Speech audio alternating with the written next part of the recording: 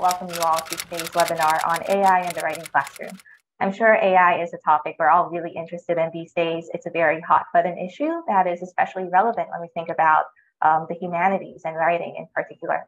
So to formally open our event, I would like to call on our department chair, Dr. Judy Ick. The floor is yours, ma'am. Good morning, good evening, everyone, and thank you for joining me today for this discussion on AI and the writing classroom. As technology continues to evolve at an unprecedented pace, it's important for educators to stay up to date on the latest tools and trends that can enhance the teaching and learning experience of our students. AI, or artificial intelligence, is one of the most exciting and promising fields in technology today, and it has the potential to revolutionize the way we teach and learn writing. From intelligent writing assistants to automated grading systems, AI can offer a range of benefits for both teachers and students, but it also raises important questions and challenges that we need to consider. In this webinar, we'll explore some of the ways that AI is already being used in the writing classroom, discuss the benefits and limitations of these tools, and consider some of the ethical and pedagogical implications of incorporating AI into our teaching practices. Thank you again for joining me and the department, and I look forward to an engaging and thought-provoking conversation. And as a final note, I just want to say in the spirit of this webinar, I'd like to thank ChatGPT for writing my absolutely personality-less opening remarks. Thank you and good morning. Thank you so much for that, Ma'am Judy. We have two excellent speakers for you guys here today. I'm very pleased to welcome our first speaker. Dr. Florianne Jimenez is a proud alum of the DECL. She graduated in 2011 with a BA in English Studies, Anglo-American Literature, and was instructor here from 2011 to 2013. She holds an MA and PhD from the University of Massachusetts Amherst in Composition and Rhetoric, where she focused on post-colonial studies, multilingual writing, and transnational rhetorical studies.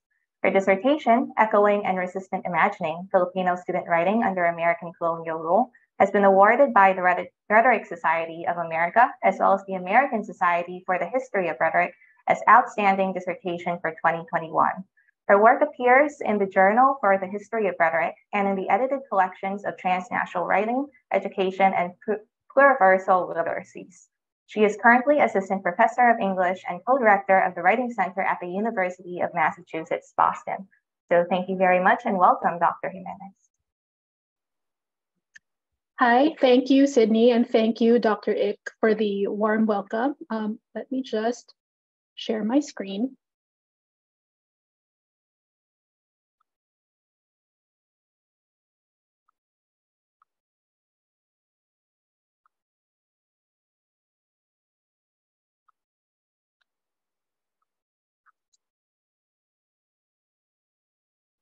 Hi, sorry, seems like screen sharing is now failing to start despite testing it. There we go.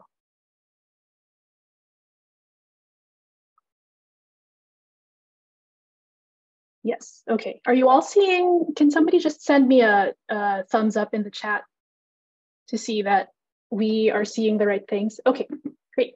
Thank you all. Thank you everybody for attending this talk today. I'm so excited to see many of my former colleagues and professors and friends from the DECL today, and to be in conversation with a Filipino audience and a UP audience after several years in the United States. Even from half a world away, it's good to be back. I am coming to this topic in a similar fashion as many of you. AI and ChatGPT are completely uncharted and new territory for my teaching and my scholarship, and it is unclear how it will shape the future of work, labor, and communication. Sorry about that. As a scholar and researcher of student writing with a particular interest in the Filipino context, I want to use AI as an occasion to think about the Filipino student and the Filipino writer as both a local and global figure. And as a teacher of writing myself and a writing center co-director concerned about undergraduate student success, AI raises questions for me about learning outcomes, academic integrity, and the role of the writing classroom. And so I look forward to being in dialogue with all of you today. So for today's talk, first, I'll offer a quick explanation of what AI and ChatGPT are and the current media zeitgeist of like why we're all talking about AI and ChatGPT and how they're also both new and not new. I'll also talk about how I use AI as an occasion for discourse on writing in my own classroom. I ask the question, will ChatGPT make English classrooms obsolete? And I also want us to think even broader about AI and the Filipino speaker and writer of English from a global perspective. So why are we talking about AI and ChatGPT at this very moment? Technical explanations of what AI is and how ChatGPT works are topics that could be panels on their own and are better delivered by our colleagues in computer science and in the digital humanities. From my perch as a teacher and administrator, and someone tuned in to conversations on writing and language, ChatGPT represents a scary new frontier. It's the ability of a computer or multiple computers to train themselves on very, very large data sets of writing and language and producing texts that sound remarkably similar to that produced by humans. This is where the chat part of ChatGPT comes in. You can engage it in conversation. You can ask it to produce texts in particular voices, like you can ask it produce new song lyrics that sound like Taylor Swift or Harry Styles. You can ask it to very quickly look up and cite information and repackage it like a human writer or researcher would. A lot of the media coverage has focused on the abilities of ChatGPT to do difficult tasks, like pass a bar exam, write song lyrics, or produce news articles. And it's true that ChatGPT can do or simulate doing those things. It is frighteningly fast. It produces ideas and texts faster than any of us ever could. It's free, and even if you upgrade, it's still relatively affordable. It produces relatively clear and error-free text. And for our students who feel unconfident in their grasp of English, especially in the classroom, this can be a huge draw. And as I've seen when feeding it my own assignments, it can respond to specific texts and assignments rather well. And I want to pull up a couple of examples that I've generated. So this is ChatGPT's reaction to an essay that I just read and discussed with my students. This text is Vershawn Ashanti Young's Should Writers Speak They Own English? And I asked ChatGPT to produce a reflection. A few years ago, ChatGPT or AI may not have been able to pick up Vershawn Young's specific text, but now it's actually quite good at picking up this text and is even like pulling up specific lines and quotations in the reflections that I've asked it to produce. Earlier, when ChatGPT was starting to become a topic, I also thought that ChatGPT would not be very good at capturing a Pinoy perspective or a Filipino perspective. And then today I tested it and it turns out I'm wrong.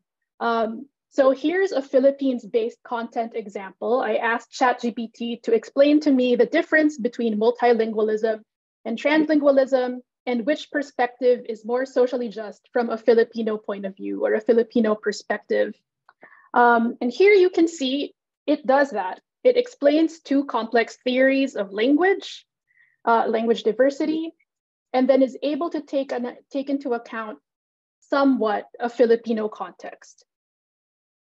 So I also want to stress here that using AI, computing, and large data sets for writing and for language is not brand new. Tools like Spellcheck, Grammarly, and Google Translate, which run on similar logics to ChatGPT, have been around for a while. But the novelty of ChatGPT is the speed at which it can compose language that sounds kind of like a human wrote it, and its ability to hone in on specific, though inaccurate information, even things we believe are obscure. And so I understand the apprehensions that we as teachers of writing might have towards ChatGPT as teachers. To some of us, ChatGPT looks like an easy way for students to evade writing tasks and to give us proof of learning without actually engaging in the process of learning. From an existential perspective, if a machine can write better and faster than our human students, is there still a point to teaching them? And if we can use AI to grade our students' work, Why should we grade our students' work? Does this mean that both students and teachers can just outsource the work of both being student and teacher to the machines and let them produce ideas while we all do something more fun? These are large questions that many pundits in the media have used to attack the humanities lately, which has been under attack for a long time anyway. And I understand why we as writing teachers might feel called to respond or defend ourselves.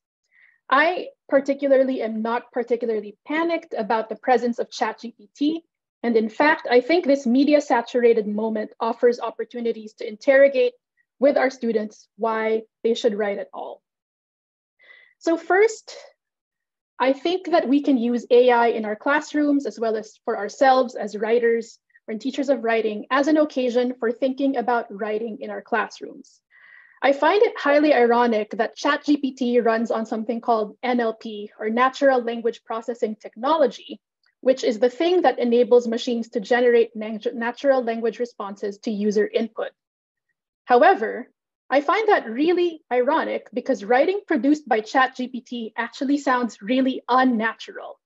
And I'm sure to many of you and to many of us Filipinos who have grown up navigating linguistic diversity and multiple language encodes, this is not language that often comes out of our mouths. Put simply, AI-generated texts are boring, bland, and mediocre. And we all know this, and Judy even said it in her introduction. To me, reading AI-produced text is like eating plain oatmeal. It offers sustenance, but it's hardly a satisfying or joyful experience.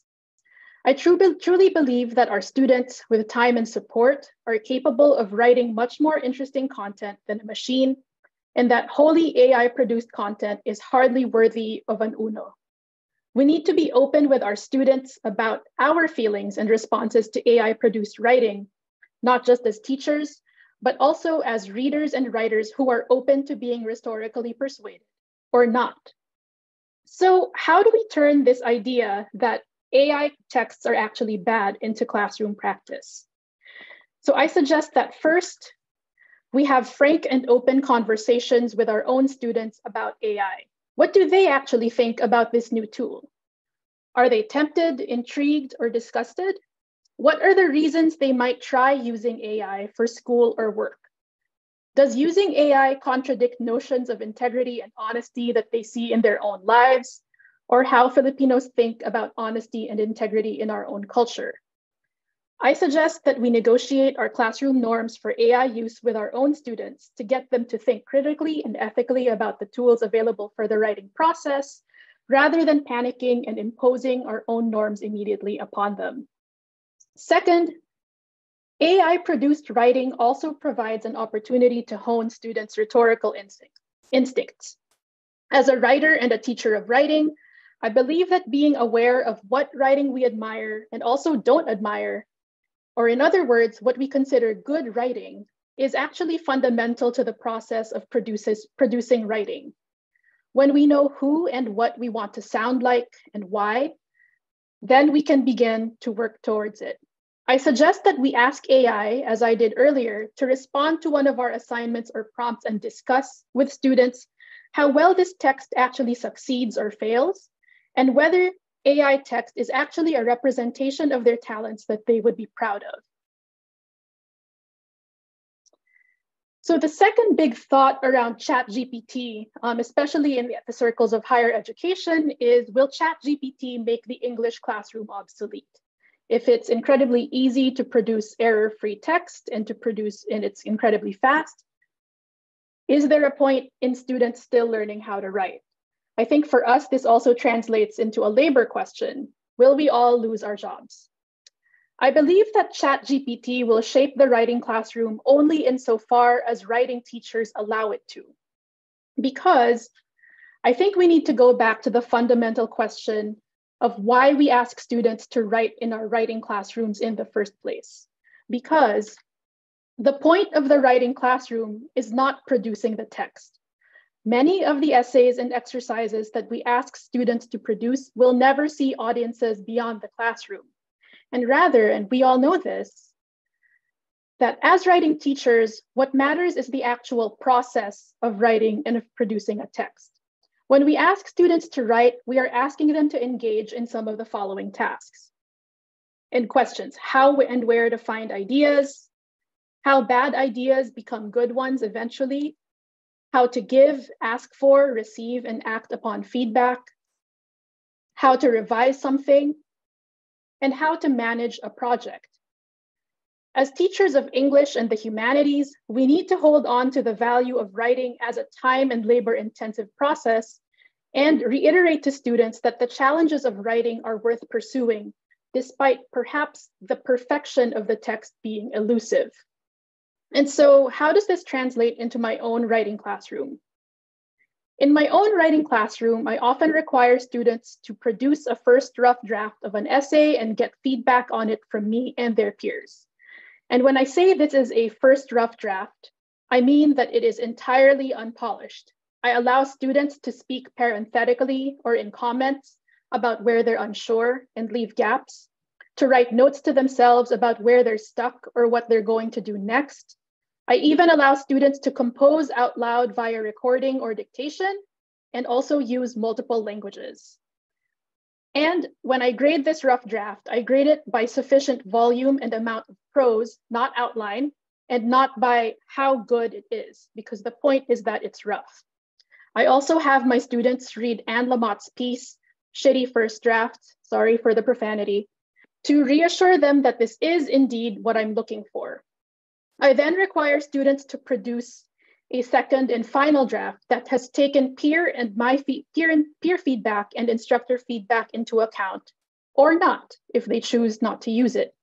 In addition to this second draft, I also ask students to produce a writer's memo, which is a short and informal note to me that narrates the process of writing their essay, where they began and where they think they ended up, and what they struggled with the most. I also ask students here to account for time and energy. How hard and how long did they work on this essay? And in the writer's memo, I also ask students to tell me what they think they need feedback from me on, or where their writing needs more support.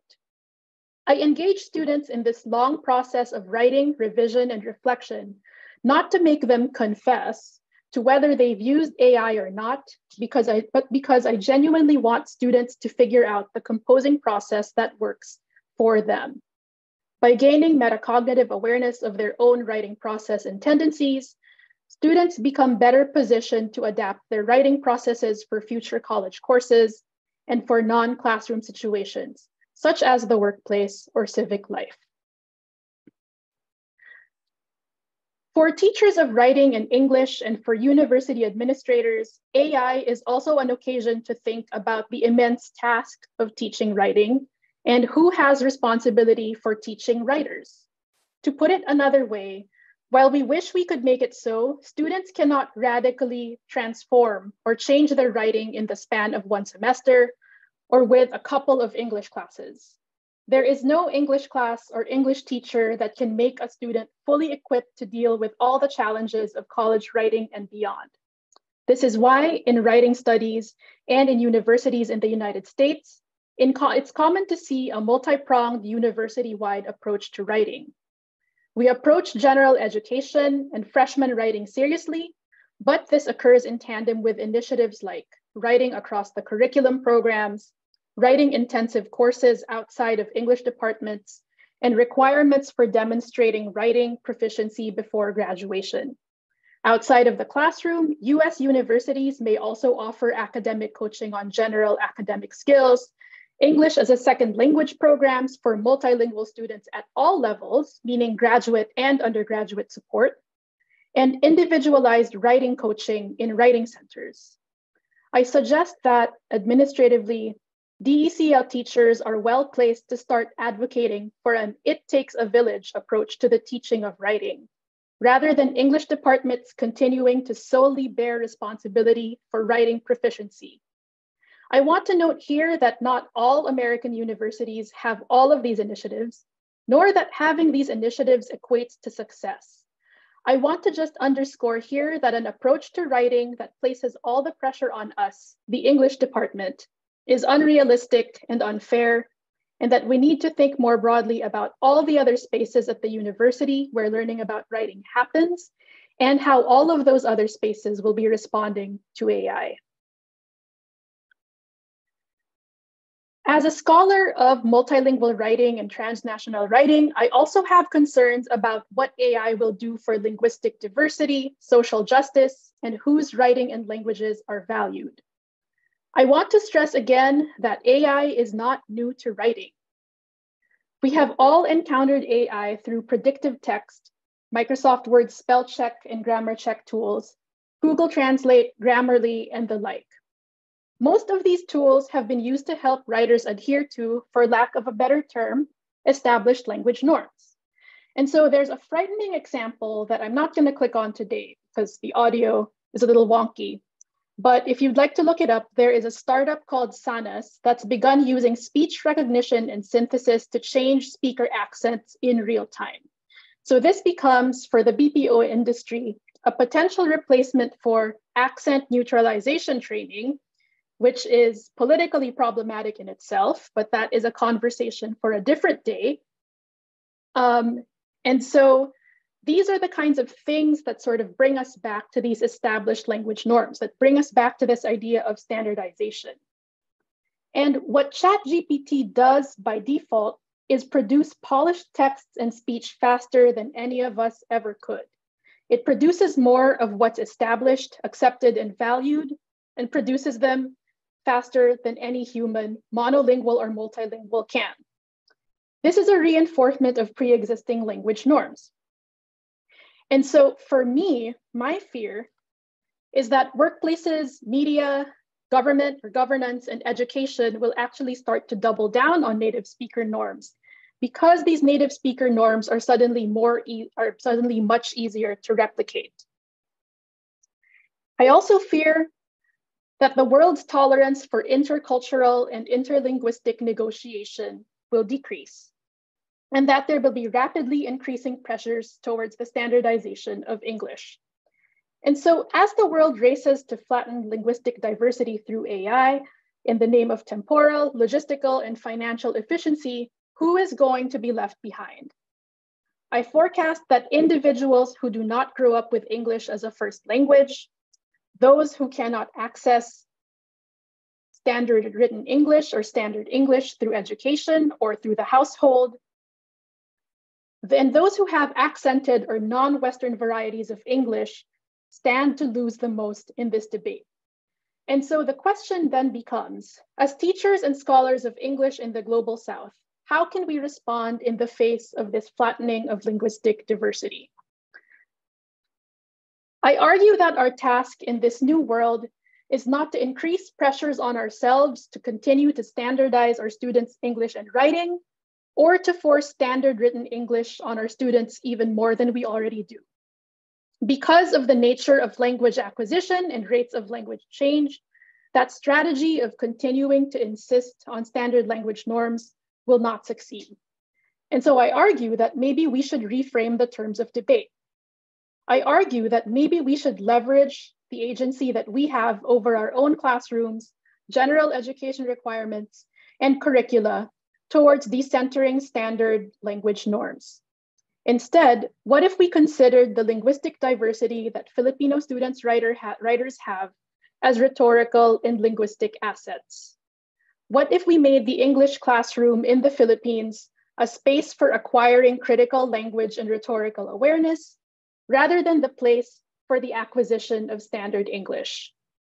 What if we, with our students and with our English departments, began to reframe notions of good writing and good English that recenter social justice and equity? And to circle back to where we started today, instead of treating the technology of AI as the enemy, perhaps the actual problem is the social and commercial pressures that value severing writing from time, labor, and institutional investment. The same pressures that allow AI-written content and AI processes to go unchecked or unquestioned. That, I think, is where UP's fantastic teachers and students are well placed to intervene. So maraming salamat sa pakikinig. Thank you all for listening, and I look forward to being in dialogue with all of you.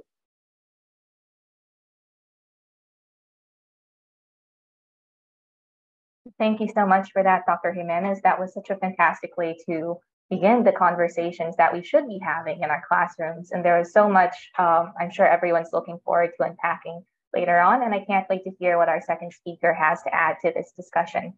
So I'd like to introduce our second speaker, Dr. Kristine Reynaldo. She did her PhD in Cultural Studies at Diliman University in Hong Kong and her BA in English Studies at UP Diliman. She has been teaching literature and writing courses in UP since 2013 and taught cultural studies courses in Hong Kong as part of her graduate studentship. Before going into higher education, she worked as a copy, developmental, and acquisitions editor for academic and trade publishing houses while taking master's courses in political philosophy. You may view her teaching portfolio and short CV at kmreynaldo.org. So thank you very much. And you have the floor, Dr. Reynaldo.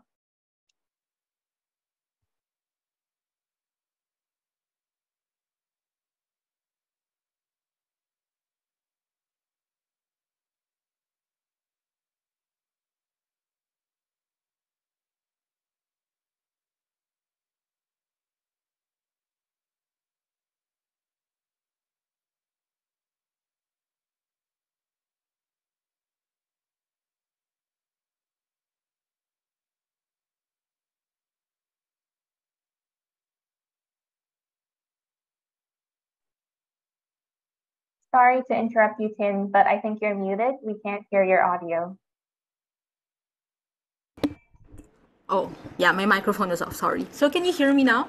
Yeah, that's great, thank you. Okay, so, but can you see my screen? My second screen, can you see it? Yep. Okay. So this morning I'll be sharing how I use AI, or how what roles AI have rolled in my teaching and writing practice, and I'll dive right in. So when it seems that these days, for every demand of content creation that we have, there's an AI for that. Like if you want to generate images, if you want to generate videos, if you want to generate presentations, there's an AI for that. And so for good reason, a lot of people have been, talking about how the AI revolution is going to change the way that we educate our students and how we do our work. So let me share a little bit about how I prepared for this presentation. When Ma'am Judy when Dr. Ik asked me to speak for this particular webinar, I started recording my thoughts using Otter AI. Otter AI is basically an AI-powered application that acts as a kind of transcriptionist. So you dictate to it, and then it generates a transcript for you. And this is an AI that I've been using for the past 2 years, because whenever I have an idea, for example, when I'm walking or when I'm about to sleep, if I have some idea and I don't have access to a note-taking thing, whether it be a notebook or my phone, I'd just open this app and then I'd start recording my thoughts. Another app that I accessed when I was preparing for this presentation is Prezzo AI. Prezzo AI is a website, also an AI-powered website that creates a presentation for you, a whole slideshow on the basis of just text prompts. So these are the prompts that I put in Prezzo AI. And this is basically the structure of my presentation. And Prezzo generated a slideshow for me. So slide AI in coursework, exploring the use of artificial intelligence in education. And again, I'm not the one who generated this text. I gave a prompt and then the AI wrote text for my presentation. Next slide, policies and guidelines. Educational institutions should have clear policies and guidelines on the use of AI in coursework to ensure ethical and responsible practices. Completely agree. Next slide that the thing created. ChatGPT, an AI-powered chatbot, can be used to enhance student engagement and learning through personalized and interactive conversations. Recent experiments have shown positive results with ChatGPT in in improving student performance and satisfaction. Now that part I'm not so sure about. And then the final slide that this AI created for me, AI can be generated into course design to provide students with the necessary skills and knowledge to succeed in a world increasingly reliant on AI. On the one hand, I kind of agree with this, that because of the existence of these new technologies and because of the awareness that these new technologies are not going away just because we're scared of them, we need to be able to address them in the way that we teach our courses. But the last part of this statement, that the part about succeeding in a world increasingly reliant on AI, is what gives me pause. And I will talk a bit about I'll talk a bit more about that later. But what gives me pause is the reliance part. What does it mean for us to automate most of our working processes? What does it mean to outsource our labor to AI? Especially the kind of intellectual labor, which is what we do in our classrooms. So those are some of the questions that I was struggling with. A bit about ChatGPT. So in preparation for this talk, I also had many fun conversations with ChatGPT. And in one of our conversations, I asked it to explain itself. Like, I asked it, hey ChatGPT, how would you explain how AITG works to a general audience? Let me just plug in my laptop. I thought it was plugged in, but it was not. There, sorry about that. So, and ChatGPT said, AITG stands for Artificial Intelligence Text Generation. It is a technology that uses machine learning to generate human-like texts. It works by analyzing huge amounts of text data, such as books, articles, and websites, and then learning the patterns and structures of human language. Once trained, AITG can generate new text on a given topic in a way that resembles how humans write or speak. However, last paragraph, it is important to note that AITG is not perfect and can make mistakes or generate misleading or inaccurate information, especially if it is trained on biased or inaccurate data.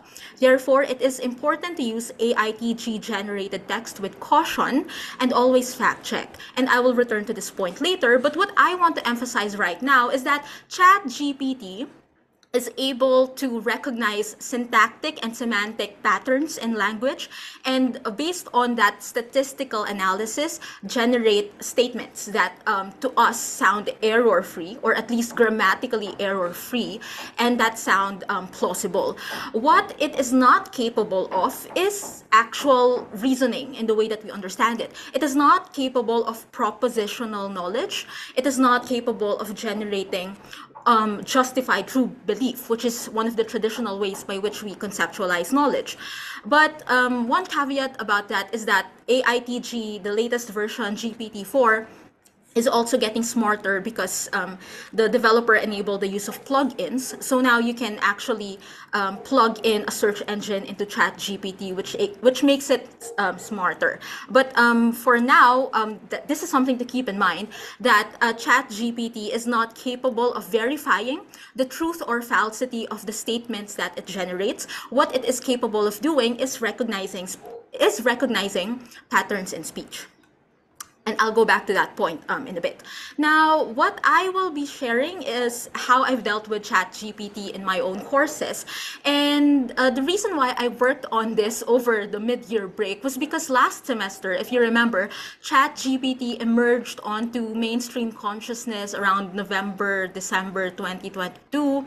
And so everyone's like panicking about it. And we were panicking because we had not accounted for this technology.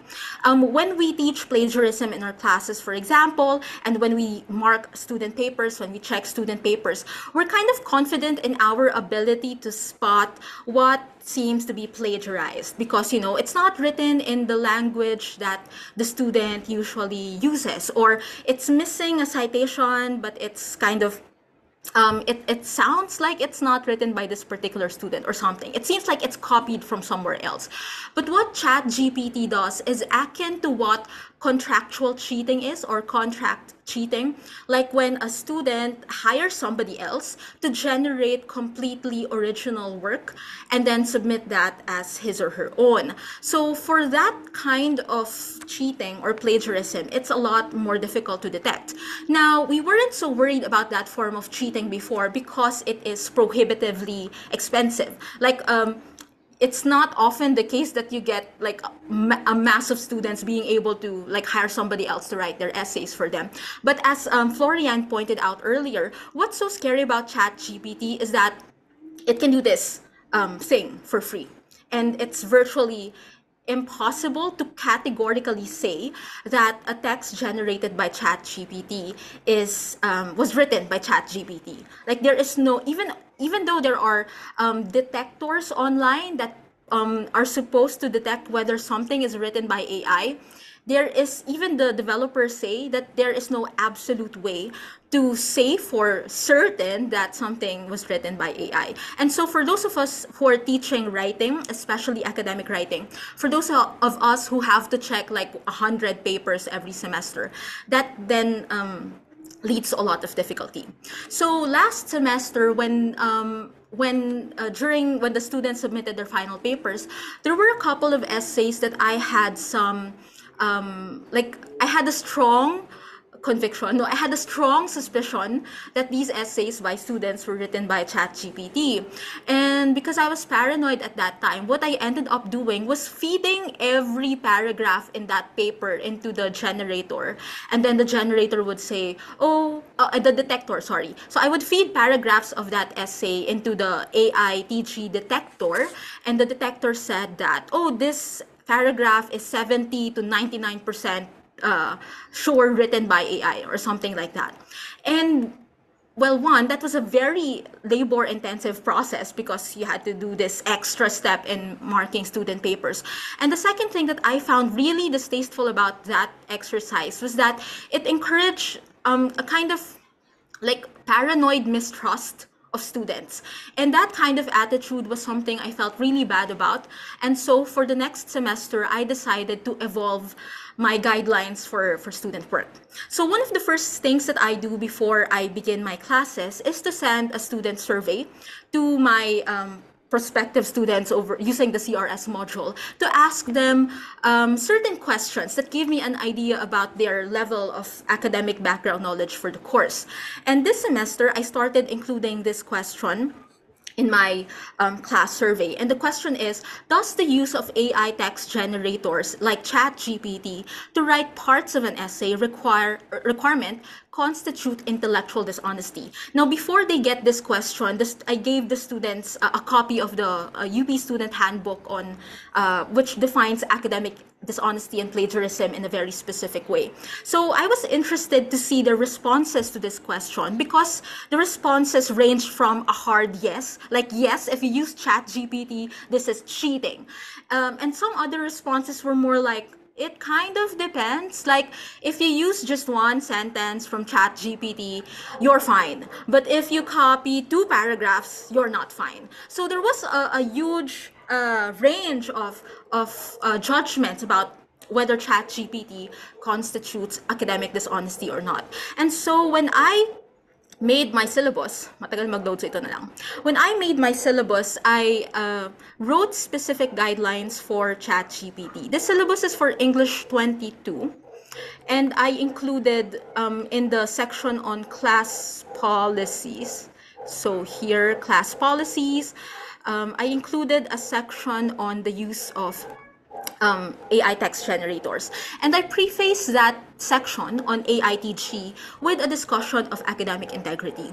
And we define academic integrity. And I think this is a section that is present in a lot of standard syllabi for English 13 and the like.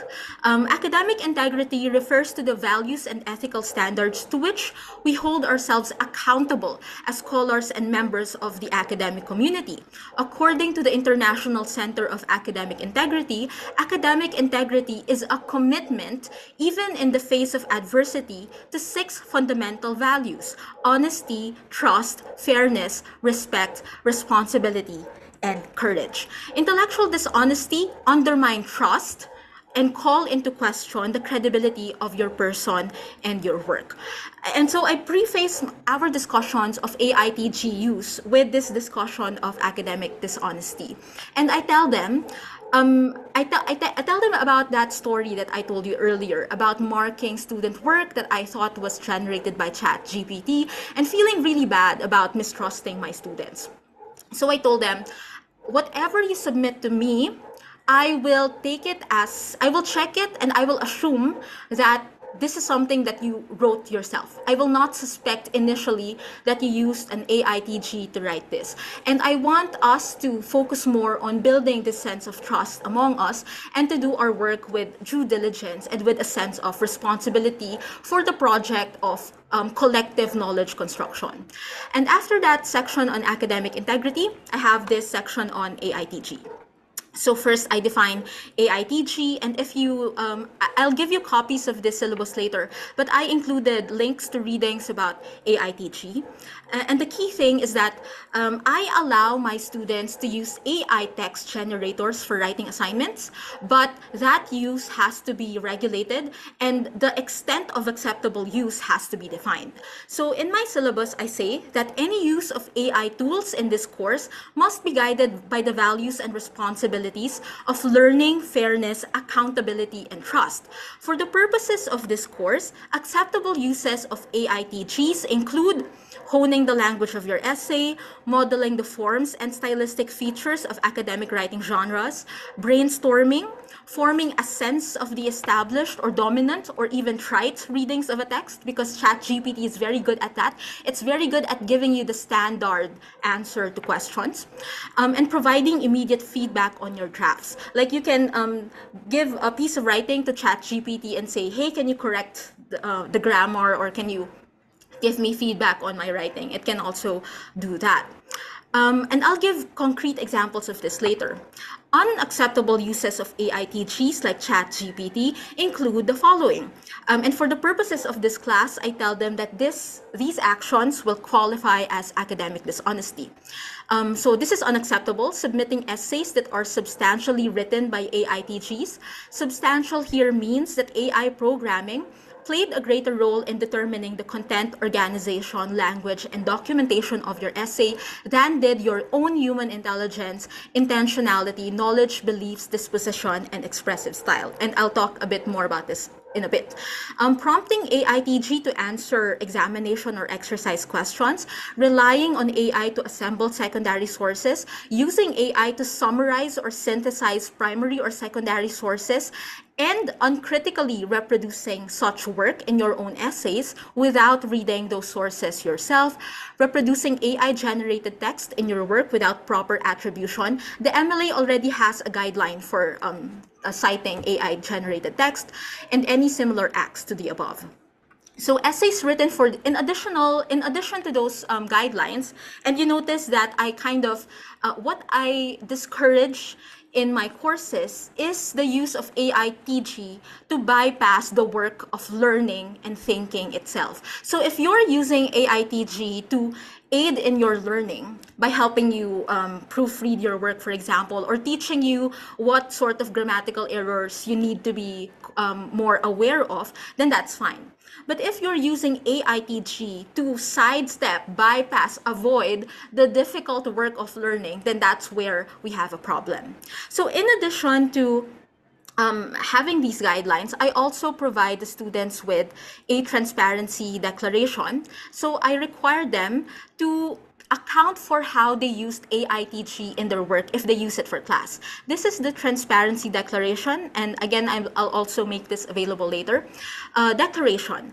I hereby certify upon my honor that the essay submitted with this declaration is an original work. Any use of AI in my writing falls within the scope of acceptable use as specified in the syllabus of this course and is explained in greater detail below. So they submit this sheet, and then they just need to check whether they used AI or they did not use AI. If they used AI in their writing, they have to explain how exactly they used AI. So this, for me, is a form of methodological reflexivity. Like, I want the students to think about what benefit they got from using AI. So that's one. And the other thing is, how can they ensure academic rigor? How can they ensure the integrity of the analysis they present if they used AI? And I'll give examples about instances where the use of AI actually undermines the credibility of your work. So promoting reflexivity and accountability, exploring and regulating the use of AI. In addition to requiring the students that, what I wanted to emphasize, to echo what Florian mentioned earlier, is that a lot of the time students use AI because they feel pressured to produce writing for their classes, and sometimes that pressure relates to, you know, just how much work they're assigned as university students, but also there's the additional pressure to do well, meaning and doing well oftentimes gets interpreted as having high grades. So in my own courses, I try to disincentivize this focus on high grades by scaffolding courses. I don't know if you can hear the background, it's too noisy, but I'm sorry about that. But anyway, so I have a number of small exercises, small low stakes exercises sprinkled throughout the semester. And my guideline is, if you do the thing, if you do the exercise, no matter the quality of your work, you will get full points for this. So this is kind of a variation of contract grading, in which you give the students exercises, and then as long as they do it, you give full points for the requirement. And the exercises constitute 40 plus actually 50, because they have another reflection essay, 50% of their grades. So the thing is, as long as they do these tasks that are supposed to help them write the final paper, which is the big requirement, then they should be fine. Like, they don't need to worry about their grades. I also emphasize in my discussions that what we want to value in our class is also what Florian mentioned earlier. We have to value process over product, because as Florian said earlier, what we're creating in this course is not just writing products, not just essays. We are creating thinking people. We are creating students who are able to exercise independent and critical thinking. So these are the things that I want to emphasize in my course. Okay, how do I operationalize, or how do we think about these concerns in more concrete terms? Let me share some of the things that I've done with ChatGPT. So one of the things I did was to have a conversation about ChatGPT, about what it is, what it's capable of, and so on.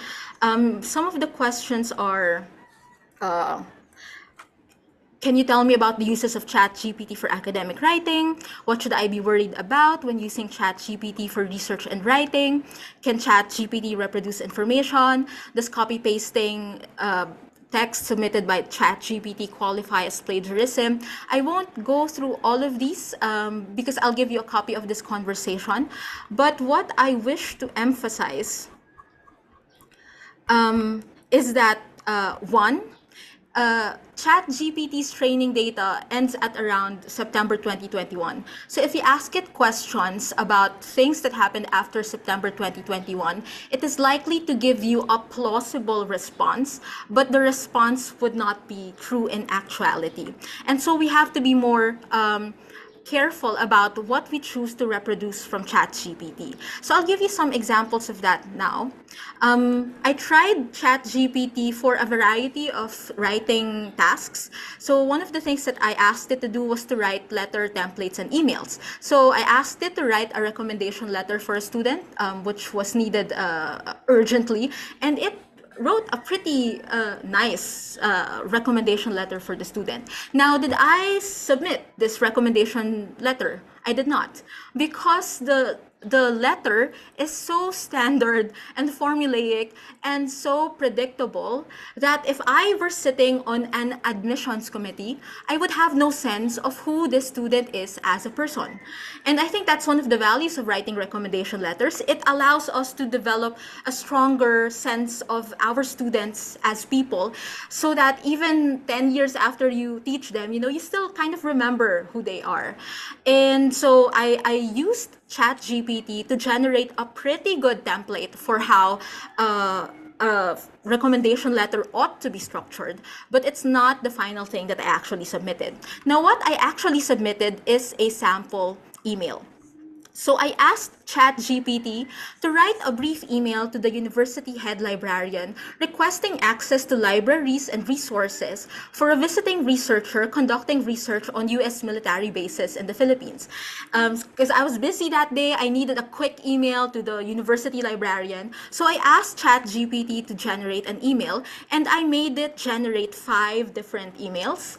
And then I chose the most concise one because some of the options that it generated, including like a brief literature review of the US occupation in the Philippines, and I was like, the librarian doesn't need to read this, I just need the request letter. So I basically copied this email, kind of edited it, and then sent it to the university librarian.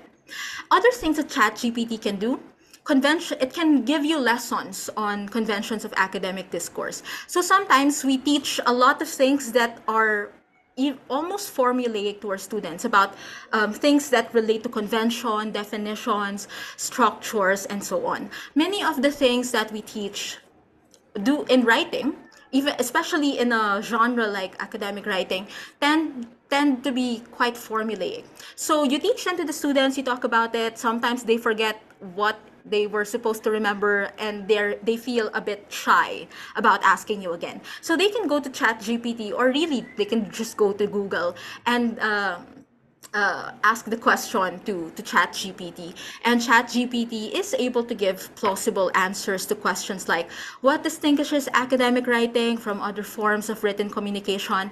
Can I use contractions and slang in academic writing? What should I emphasize in an academic CV? What should I include in my academic talk, and so on? It is able to give plausible answers to that. Now, and this is where it gets a bit more interesting, is another thing that ChatGPT can do is that it can generate a references list. And I think this is the thing that we need to be most worried about. So I asked ChatGPT, to give me a list of 20 sources on populist politics and media celebrity in the Philippines using MLA formatting. And it was able to generate a list. And the citation is not perfect, but syntactically, it's quite okay. But if we check the resources the ChatGPT included, let me check these resources. And again, if you just look at the syntax, it seems fine, right? It seems fine. If you follow these links, they're all loading, but if you follow them, you get 404. You get 404, you get this one also goes to 404. Yeah, all of those actually go to 404. So you get my point. The source doesn't actually exist, but it looks very plausible. And I want to focus on this particular one, Magno Francisco, The Rise of Populism in the Philippines. And this is the one resource that actually went to a website, but it's not the same article that ChatGPT said it was. It's not The Rise of Populism in the Philippines, but The Art of Compromise, picking up the pieces after Hanoi. And this is again because of what I said earlier, that ChatGPT can recognize syntactical patterns, including the syntax of citations. But that does not mean that it can verify the truth or falsity of the information that it's reproducing. Now, this is another scary thing. So I asked ChatGPT to generate 20 sources. It just gave me 15, so underperforming. So I told it, give me 5 more. And ChatGPT gave me 5 more. Now, I highlighted these examples because when I tried to search for this article by Rowena Lau, I could not find Rowena Lau. Like, I searched for her on Google Scholar, I searched for her on academia.edu, and I also searched for her on Facebook. But despite my quite advanced stalking skills, I could not find Rowena Lau. And this article was not written by Rowena Lau. There is an article that approximates this title, The Making of a Populist, Rodrigo Duterte's Media Campaign. But this approximate title was not written by Rowena Lau, but by Michael Magkamit and Aris Arugay. So ChatGPT has a tendency to present or to give false information. This is another example. It cites an article supposedly by Danilo Arau Reyes. Now, Danilo Arau Reyes does not exist. What we have is Danny Arau from the College of Mass Communication. But this particular Reyes guy does not exist. And when I looked at the article that it cited, Asian Studies Review, Volume 43, Number 2, this link exists, this journal issue exists, but if we look at volume 43, where's 43? This is a special issue on Civil Islam Revisited. So it has absolutely no connection to the prompt that I gave ChatGPT. Now you can see how this can pose a problem to us as people who check academic writing by a lot of students. Our students could give us a perfectly plausible references list, but if we don't have the time to verify these sources, we could just think, oh, this is fine. It looks fine. The resources list looks fine. But when we actually verify, we find that these are all fabricated sources. But do we have the time to verify every references list that comes our way? That's extremely labor intensive. I had another exercise for ChatGPT. So it gave me this fabricated source, and I asked it, can you summarize populism and the crisis of representation in the Philippines by Danilo Arau Reyes? And it gave a very plausible summary. This is an article that analyzes the rise of populist politics in the Philippines and its impact on the country's political landscape. The author argues that populism has emerged as a response to the failure of the traditional political elites to represent the interests of the marginalized and the dispossessed. And this is the sort of analysis or summary that sounds very plausible. And if you read enough about this particular topic, populism in the Philippines, these are the kinds of analysis that you would probably get. So it's plausible, it's reasonable, but the problem is that this summary, because it is based on a source that is completely fabricated, the summary is also fabricated. And this is a phenomenon that developers call hallucinations. And hallucinations are fabrications that are generated by AI text generators. And this is something that we need to be very worried about. It can also provide common understandings of events before September 2021, as I mentioned. But if you ask it a question about an event after September 2021, it will try to give you an answer, but the answer will be false. It's also a hallucination. So those are some of the problems. Now, I've shown you like some examples of how I've used ChatGPT to write emails and things. I've shown you some examples of the dangers of using ChatGPT in our workflow. Question, will I still use ChatGPT in my classes? Yes, because especially if you're the kind of person who needs to do a lot of obligated writing, formulaic obligated writing, like responding to emails, sending emails, mostly emails actually, you can use ChatGPT to make your life a bit easier. But we need to be more aware and deliberate about how we use AI TGs in our workflow. So for example, whenever I use, if you're going to use an AI text generator, it is good to ask the following questions. Is the task low stakes or high stakes? Is the task simple or complex? Is the topic conventional or controversial, politically loaded, for example, or emotionally loaded? Is the task or the topic general and generic? Is there a formula to it, or is it specialized? Does it require specialized skill or knowledge? Is the topic global or local? Because ChatGPT is trained on more supposedly global texts in the English language. So if your answer if most of your answers to this question veer towards the right part of the question, like it's high stakes, it's complex, it's controversial, etc., I would not use ChatGPT. Because as we have seen, it's good at doing quite simple writing assignments, but the more complex a task is, the more it is prone to hallucination. So rather than saying, I can't give you an answer to that, it would try to give you an answer even if the answer is incorrect. So for me, it's helpful if we were to anthropomorphize ChatGPT. It would be helpful to think of it as a research assistant or an intern who makes a lot of mistakes. And so you have to guide the intern or the research assistant all throughout the process. But the thing is then it has a tendency to give you more work. And also for that kind of workflow to work, you have to have more domain knowledge, you have to have more skill than the AI because you're supposed to be training it for your purposes. So my guideline for myself is if you have not the knowledge or skill to do a task yourself, don't rely on AI to do it for you.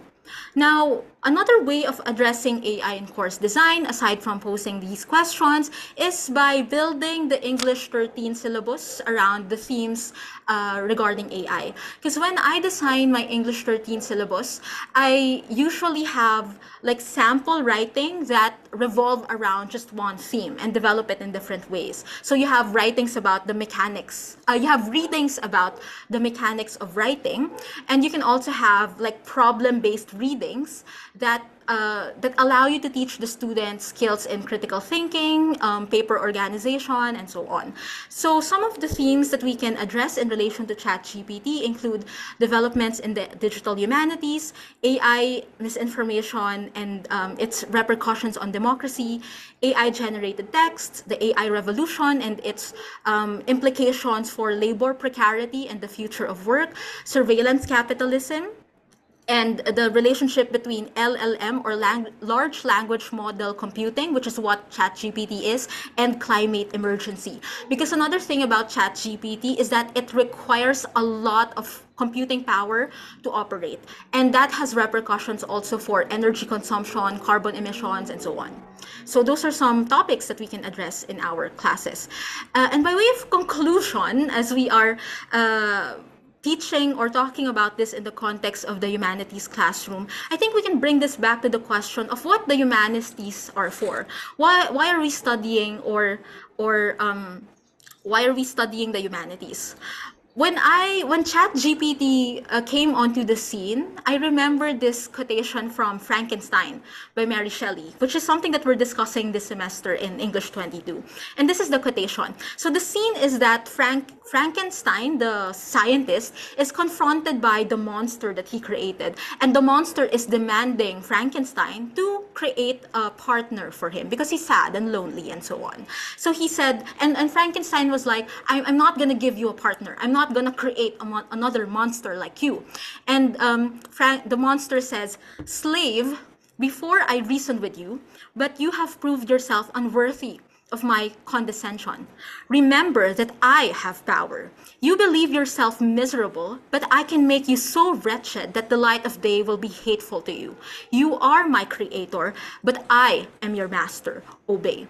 And this came to mind when we were thinking about problems regarding AI, artificial intelligence. But when I think about this quotation, which relates to power and the master-slave relationship, I'm not thinking necessarily of a hostile takeover of AI of our social institutions, but I'm thinking of something a lot more subtle, which is that our reliance on AI, our increasing reliance on AI and technology, especially the sort of reliance that cultivates, dependence. I'm really worried about that because when we jettison the work of learning, when we outsource the work of thinking and writing, which are very difficult tasks, what else are we jettisoning? What else are we foreclosing? What else are we outsourcing? So we can maybe think more about how the tools that we create for our own purposes are not just the agency is not just one way. I don't just create a tool for my own purpose, but at the same time, the tool that I create also shapes me. It also affects my subjectivity. It shapes the way I think. It shapes what I see. It shapes how I feel. It shapes how I interact with other people. And I think that's something that we need to discuss. Another thing that I wanted to quote is George Orwell 1984, but mahaba na, so we can actually end it right here, and we can talk a bit more about that in the ensuing discussion. But if you wish to access this presentation with all of the links, you can screenshot this screen and you can scan this. It'll take you to the presentation. I also have a collection of readings on AI on Facebook, and I also link that there because I've been reading about it for a long time. Anyway, it's still loading. It has a lot of readings that we can also think about. Thank you for listening, and sorry for going a bit over time. So thank you so much, Dr. Reynaldo. That was such a fascinating talk. It certainly got me kind of rethinking as well how I'll approach my own writing classrooms. And I'm really excited to see what kind of conversations this generates. But before I open the floor to Q&A, I'd just like to remind participants that this webinar is for informational purposes only. And while we hope you find it valuable, we regret to inform you that certificates will not be issued for this particular session. This session is also being live streamed on Facebook right now. I think some of our viewers are joining us from Facebook. And if you'd like to access a recording of this webinar, you can head on over to the DECL Facebook page. Okay, great. So now I can read some of the questions we have. We are participants, a lot of things they want to explore and talk about when it comes to AI. So our first question says, what are the implications of using AI for underrepresented cultures and communities who do not have a lot of information published about them in traditional books and online? Can AI be used to build, formalize, and spread knowledge of groups seeking good and accurate depictions for themselves?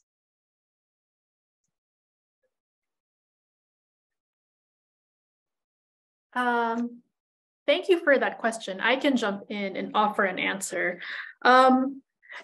Theoretically, yes, like if this question is imagining sort of underrepresented communities producing AI texts about themselves and like contributing to the data set and correcting what's in the data set, right, about underrepresented communities and getting better information, theoretically, that's supposed to be how AI works.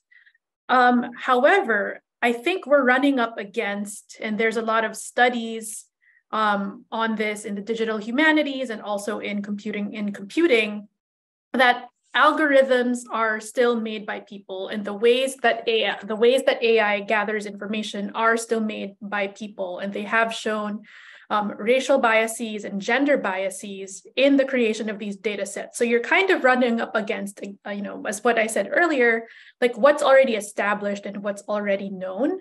And so logically, we would hope that, if underrepresented communities were producing AI and like adding to the data set, they could sort of shift that balance. But I think that also then becomes I think that also asks us, we should ask, a bigger question of information publication and information production. Is AI really the best way to do this for underrepresented cultures and communities? Are there ways to give them better access to publishing about themselves in traditional books and online? Maybe the question is, why aren't these communities underrepresented? What are the structures that have kept them from being excluded? And so with this AI discussion, I'm also very new to it, but I also feel like sometimes we give AI too much power, when in reality, this is something that it's like the new evolution of a tool that's already existed. And so I worry too much about building entire universes or entire worlds around AI at this immediate juncture.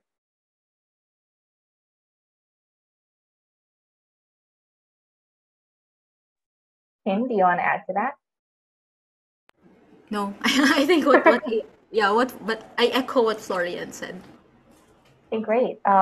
We also have another question here asking, does ChatGPT write in a specific language that makes it easy to detect if a text is AI generated? I think both of you kind of addressed this in your own talks. Yeah.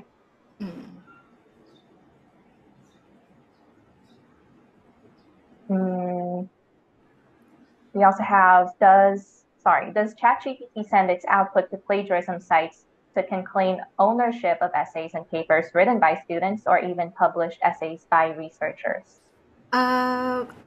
I don't think the app itself will do that, but the users of the app might do that because, as we have noticed, if you search content about ChatGPT on social media sites, a lot of them are written by marketing specialists, marketing influencers, people who work for content mills. Because if we think of the way that the attention and reaction economy that we have now is structured, it's an economy of scale. Like if you don't keep producing stuff, you will get less and less engagement. And so a lot of the uses that ChatGPT has been put to, as well as other types of AI generators, is to keep churning out content. So maybe the app itself will not send what you make it do to a plagiarism website or a content mill, but the users using ChatGPT can potentially use that for that purpose, like writing for money. Hey, we also have another question, really interesting here. There are lots of ways in which I have seen AI grow from simple spell checks 2 decades ago to checking plagiarism now. But most of the applications I know are entrenched too much in education, productivity, and data generation. Are there any moves for AI to be used to address concerns like fight disinformation or correct misogynistic language against women and members of the LGBTQIA+ community? I think so. Yeah. I think there was because I attended one talk on misinformation and YouTube, and there was a representative from Google in that talk, and they said that they were taking steps to use AI to check misinformation on YouTube. But of course, that is, we can't. Well, the thing about relying on tech giants to do these social justice projects that we want them to do is that their motive primarily, I would think, is profit.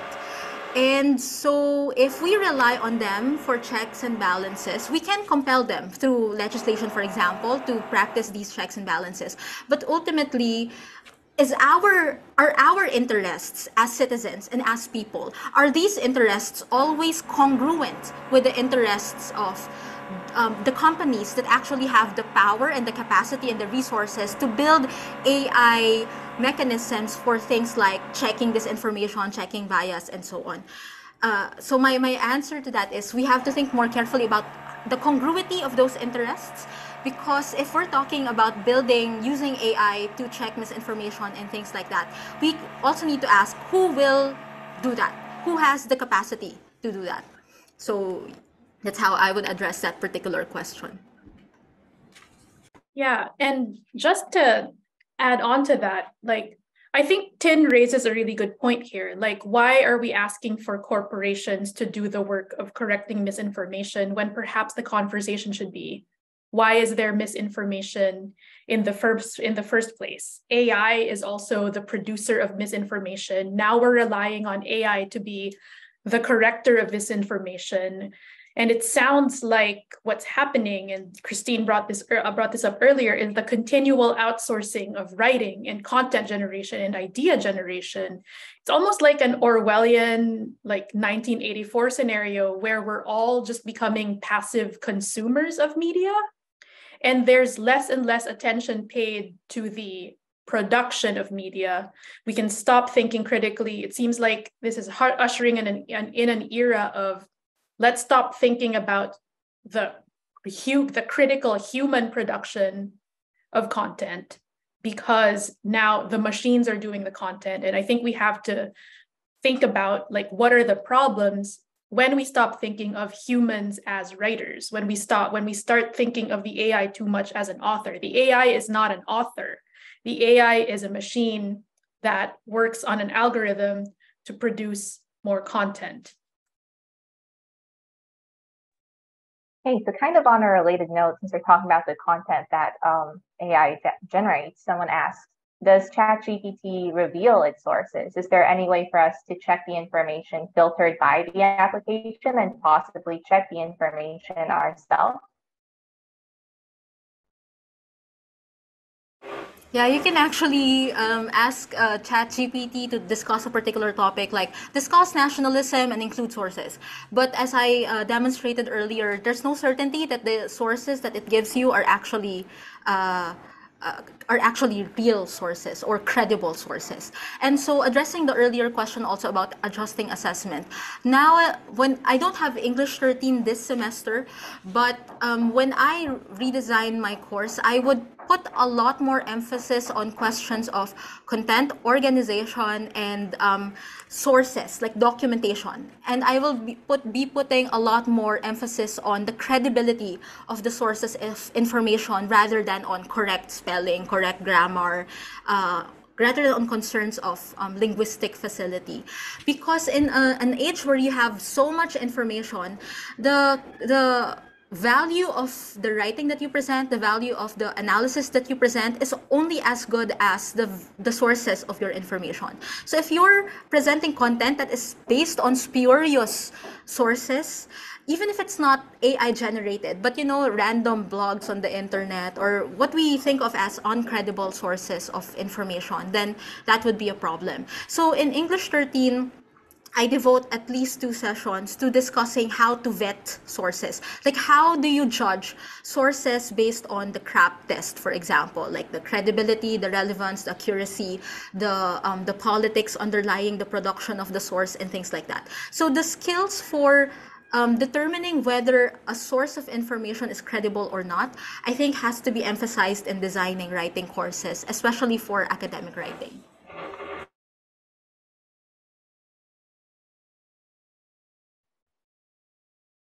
Okay, thank you. Another participant asked, why is it that many AI applications are more attuned to this kind of information generation rather than perhaps protecting the integrity of information? With so much disinformation, it feels like AI applications could do more harm than good. Are there AI applications that can enhance the use of trusted sources of information? Can AI companies or agencies be made liable for wrong data or information? Can AI be used against disinformation rather than empower people to keep on manufacturing mediocre research? If not, can they be compelled to come up with better algorithms or technology before thinking of releasing applications like ChatGPT? Well, I think this attendee raises some good questions, and I think this is the hope, right? That AI will be one. We become able to check AI. We become able to put checks and balances in place for what it's doing. This would also mean that putting checks and balances in place on its data sets. And I think the conversation between tech and legislation is quite fraught. Like we're seeing, for example, in the US Congress, they're trying to outlaw TikTok. And there are reasons to outlaw it here in the US because it's giving up users' privacy without their consent. I mean, seemingly with consent, but actually without their consent. And that is a national security risk, as well as an individual risk that we are all taking on when we go on TikTok, no matter how fun it is. And so I think this attendee is asking good questions about the hope and the ethical use of AI, but ultimately that is going to be a large and very difficult task. It's also hard because AI is not made by one person or one corporation. It's like an iteration of technology upon technology upon technology made by different groups and organizations. So there is not one single entity or one single corporation to hold accountable for this. At this point, it's a sort of wave that I think is, unchecked. And to check it would require immense amounts of resources that might be better spent elsewhere. And in addition to that, we can actually ask those very same questions about current technologies like Facebook and Google and all of these companies that now serve as platforms. And we can also ask those questions. So we can ask those questions in relation to corporations like Facebook. And we can ask, how successful have we been in that regard? And there you have your answer about ChatGPT. In relation to what Florianne also said, the CEO of OpenAI already made ChatGPT open source, so it can be used by other developers. And OpenAI said that it's taking precautions to filter out misinformation and so on. But the CEO says that there is no such guarantee for other developers who use the technology for their own applications. So right now, there's no clear or sufficient regulation about this. And we know this, that the pace of technological progress far outmatches our ability to rein in those disruptive developments by evolving our culture, our norms, our laws, etc.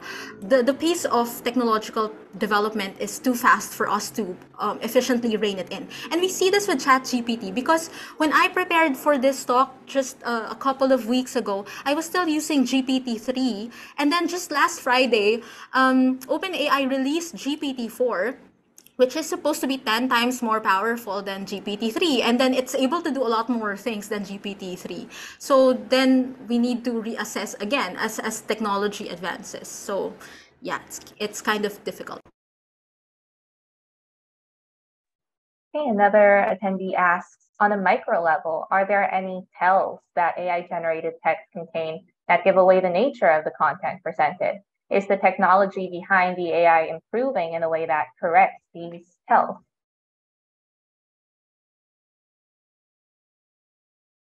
I can't speak, on a general level, but for me as a teacher, I run a diagnostic on the first day of class, that's produced in class in 20 minutes, like a short few paragraphs. And in that amount of writing, you can already tell what a student more or less writes like. I mean, it's imperfect. It's writing produced under pressure. And so you can tell from student to student, the difference between if there's like a vast improvement in the quality of writing in a diagnostic essay or in a first draft and in the final draft or in the first submission that they ever submit. It's probably AI, or it's probably taken from somewhere else. I think these tells, I don't know if they are specific to AI. I know that AI has produced its own AI to be able to detect whether writing is AI produced, right? It's just algorithms testing other algorithms. And sure, that's cool. But also as teachers, if we just take some steps and take some measures to get to know our students, to get a glimpse of their writing early on, you kind of get that gut sense already that this is not writing that this student produced, whether or not it's AI or writing taken from a roommate or writing taken from another classmate, you can start to tell. I do say that though with a caveat of when you're teaching a lot of students, when you have a lot of students to teach, that becomes harder. And so I think that the teaching of writing and the issue of teaching in general is also tied to labor.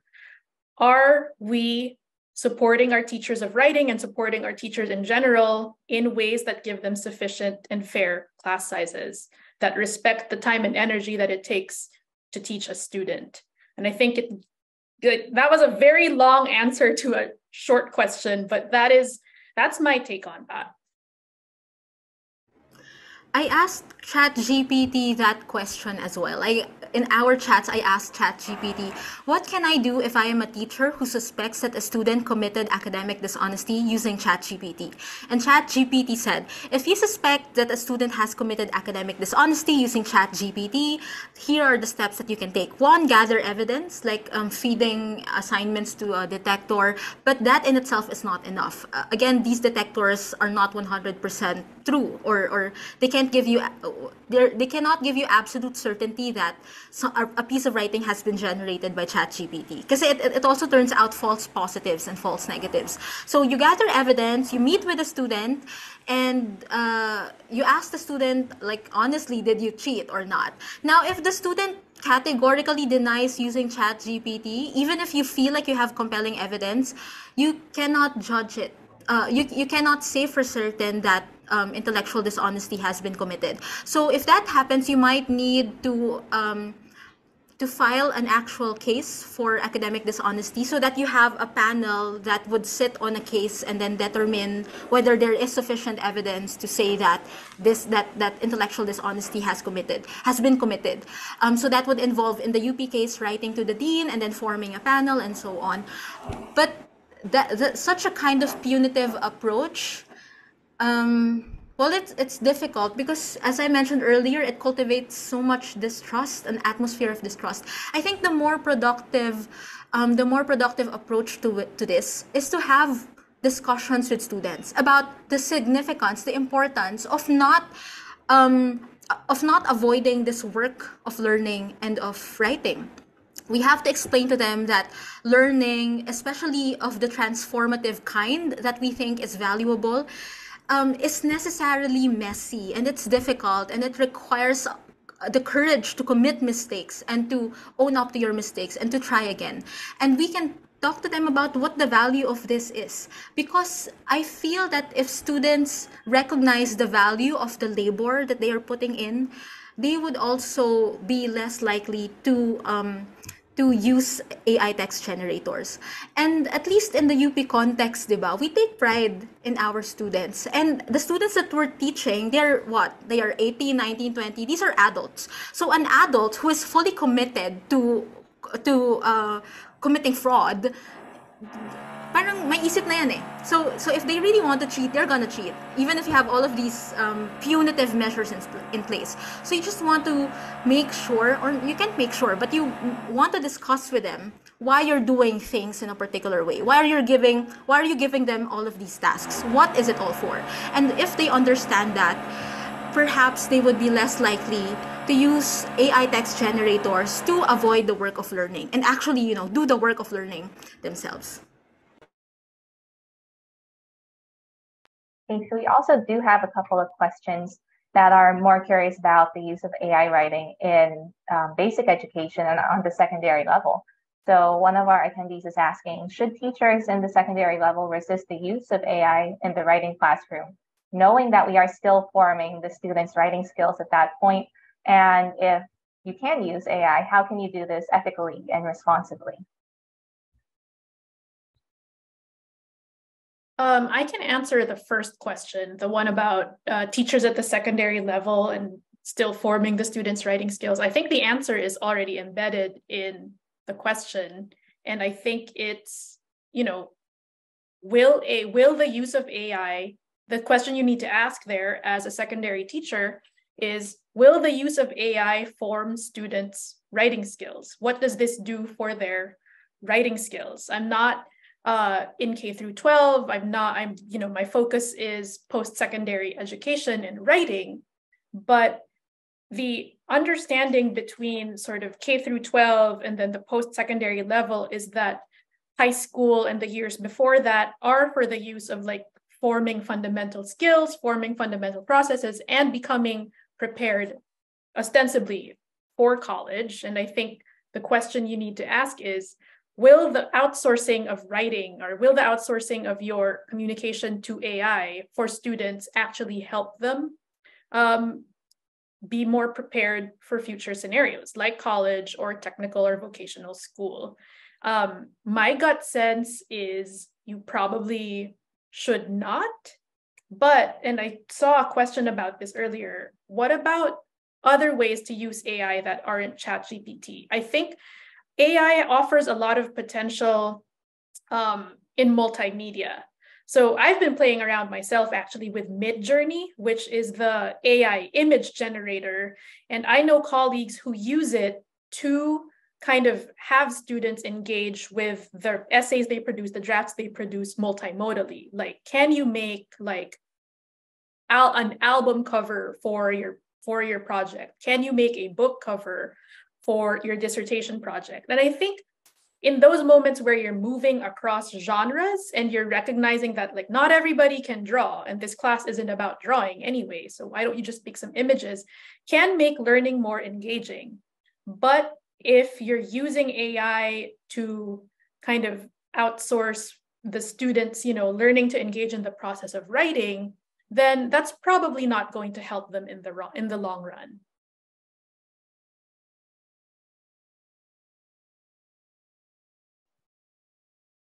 Kim, are you going to add to that?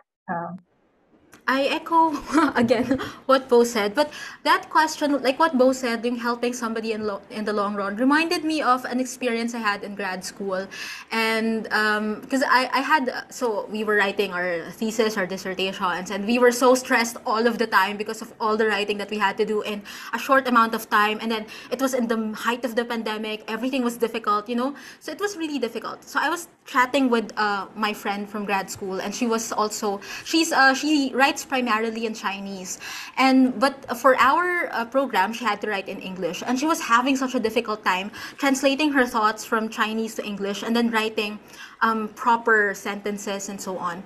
But so during one rant session, I asked her, "What keeps you going? It's so difficult. What keeps you going?" Because I myself was losing motivation, and she said, "I just remember that I'm writing this because I'm curious about what I think."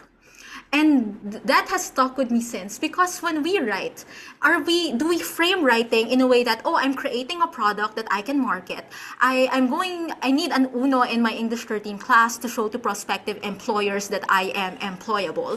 Or am I writing because I'm curious about what I think? And the question of what I think usually often emerges when you're in the process of writing.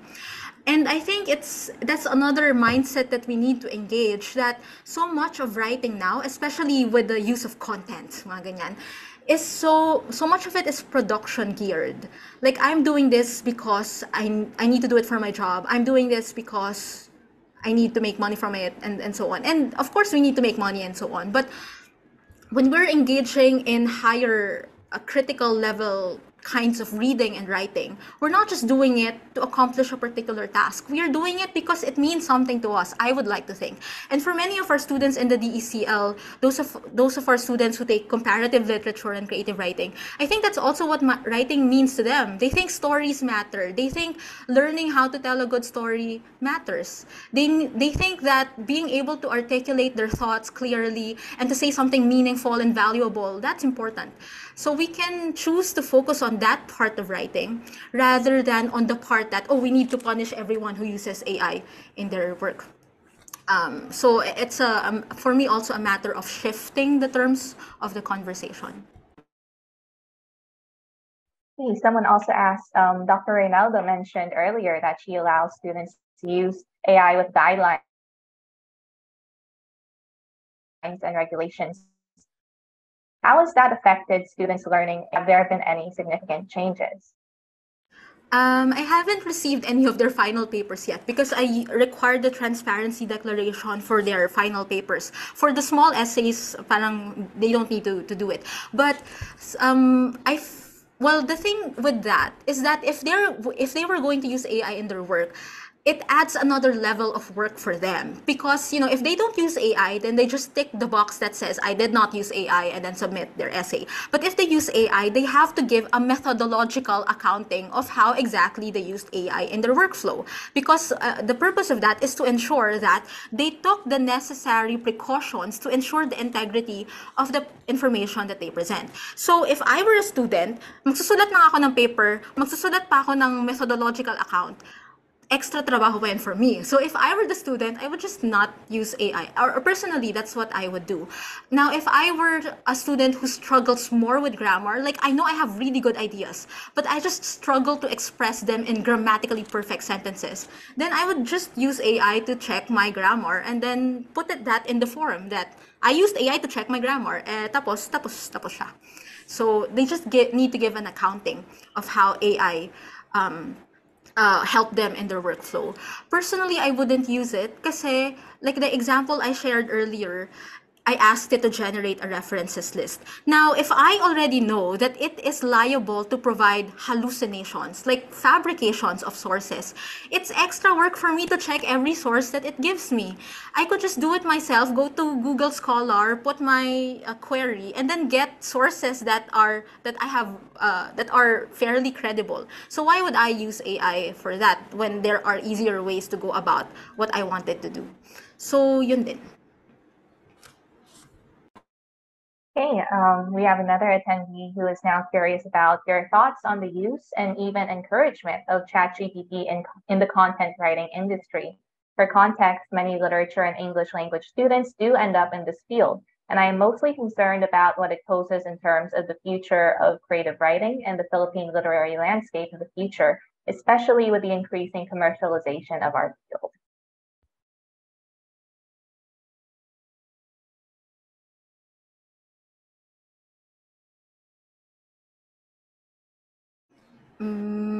Yeah. As I mentioned earlier, ChatGPT can be used in these industries like marketing, SEO optimization, copywriting, and so on. There was a viral thing. One user asked ChatGPT, "What do you think are the jobs that will become obsolete or redundant in a few years because of ChatGPT?" And the jobs listed included proofreading services, translation services, transcription and translation services, copywriting services, content creation services, etc. So any form of writing that does not require high-level critical thinking skills, the ability to interrogate the sources of your information, the ability to challenge, interrogate, and address complex ideas. If you're writing something that does not require you to think too much about it, then you can use ChatGPT for it. But yun nga, the question is, for people who are engaged primarily in that kind of work, will what is often seen as low-level knowledge economic work, will these become redundant in a few years? That's another scary question. Kaya nga, we would need to address that, I think, in the way that we teach our courses, especially if we're teaching students whose career path seems to be going that way, like be a content creator, be a website be a content manager for a website, or be a copywriter, and so on. Pwedeng tanungin, we can also ask that, like, will this job still exist for humans in a few years? And that's another, the labor aspect is another worrying thing, because my friends in technology say, "Oh, ChatGPT is great. We can just stop hiring people who perform these easily automated tasks." But we also recognize that not everyone has access to the kind of critical education that would make them marketable in 10, 15 years. So our education system also needs to catch up. Are we creating, or are we educating students to become workers for jobs that will become automated in a few years? Or are we educating them for something else? Yeah, I think that Kristine here brings up a good question of, like, we want to shift the terms of debate again to thinking about, writers and not writing. I work in writing centers, and there's a sort of shorthand that we always use, which is, in writing centers, you work with writers, not with writing. And I think we have to stay focused on that idea, that if we are always concerned about cultivating, like, the whole human, the whole person, and if we're thinking about the writing process not as, I'm teaching you to produce this particular kind of text, but rather I'm teaching you to have these particular kinds of skills, that yes, even if content creation goes away, then perhaps we're giving students who know how to do project management, who know how to do data management, who know how to do revision, who know how to collaborate with other people, or even collaborate with AI. If we are teaching them these skills, I think we are sort of future-proofing them from being pigeonholed into industries that AI will take away. I also wanted to address the sub-question in this question about, like, creative writing in the Philippine literary landscape, and the concern of AI and, like, what it's doing for creative writing. There is some AI-produced creative writing coming out. I had a colleague who went to a big gaming convention this past weekend, and one of the panels was on AI-produced science fiction, like entire novels taking the conventions of the science fiction genre, like the dungeon novel or the ghost story, like all of these obscure, you think they're obscure genres of science fiction, suddenly a machine is churning out multiple novels in a day.